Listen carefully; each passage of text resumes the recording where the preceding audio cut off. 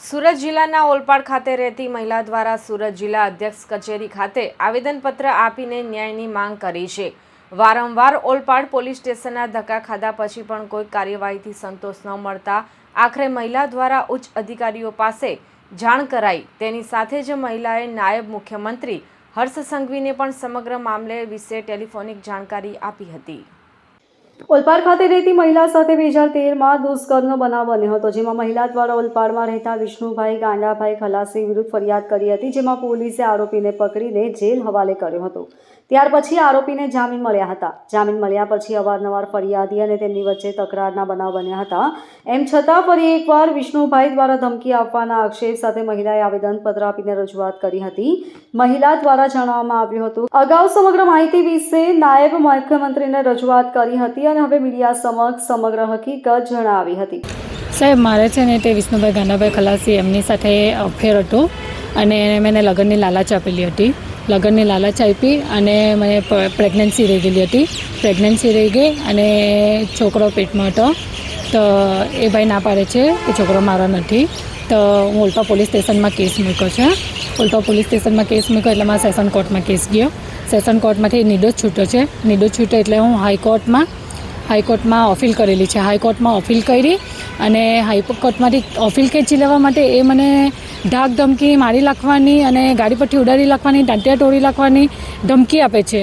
તો હવે મેં એ ઓલપા પોલીસ સ્ટેશનમાં અરજી નોંધાવી। તો ઓલપા પોલીસ સ્ટેશનમાં અરજી નોંધાવી અને 2-3 દિવસથી હું ધક્કા ખાઉં છું। 11 વાગ્યાથી બેસી રેમ અને 6 વાગે સુધીની ત્યાં બેસી રેમ છું। તો ઓલપા પોલીસ સ્ટેશનવાળાએ મારું કોઈ સાંભળ્યું નહીં। તો હું ડાયરેક્ટ હર્ષ સંઘવી સાહેબને કોલ કર્યો। હર્ષ સંઘવી સાહેબે મને એસપી સાહેબ પાસે મોકલી। એસપી સાહેબે ઓલપાડના પીએ જાદવ સાહેબ પાસે મોકલી।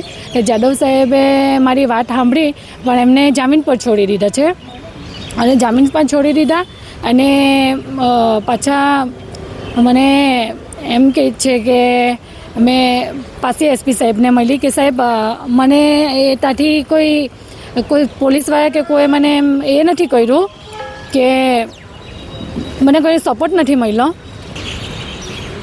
સાહેબ, હું પોલીસ સ્ટેશનમાં ધક્કા ખાતી છું પણ પોલીસવાળા કોઈ કાર્યવાહી કરતા નથી અને મારા છોકરાને મને મારી નાખવાની ધમકી આપે છે। તો કાલ ઉઠીને મને અથવા મારા છોકરાને થઈ જશે તો એ કોઈ બી જવાબદારી પોલીસવાળાની રહેશે, કેમ કે હું અરજી બી આપી છે।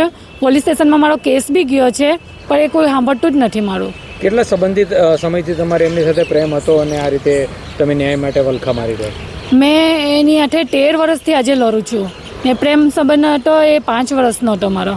તે પછી હું કેસ 2013માં નોંધાયેલો હતો મારો ને અત્યારે બી એ ધાક ધમકી આપે છે એ બીજીને લાવવા માટે।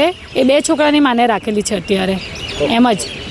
ને હું હર્ષભાઈ સંઘવીભાઈને એટલી નમ્ર વિનંતી કરું છું કે મને આવી ધાક ધમકી આપે અને પોલીસ સ્ટેશનમાં કોઈ મારું સાંભળતું નથી। હું કેટલા ધક્કા ખાઉં છું આજે કેટલા દિવસથી। તમે મારા ભાઈને એટલી વિનંતી કરું, મારી દુઃખની હું વાત કરું છું કે મારું સાંભળે અને મને ન્યાય અપાવે અને મારા માટે મને હક માટે મેં લડવા માગું છું। મારા છોકરા માટે આજે 7 વર્ષનો છોકરો કર્યો છે। હું ગરીબ બાઈ છું અને જાતે મહેનત કરું છું અને જાતે જ મારા પોયરાની પરવરિશ કરું છું। Bureau report LK star news, Surat.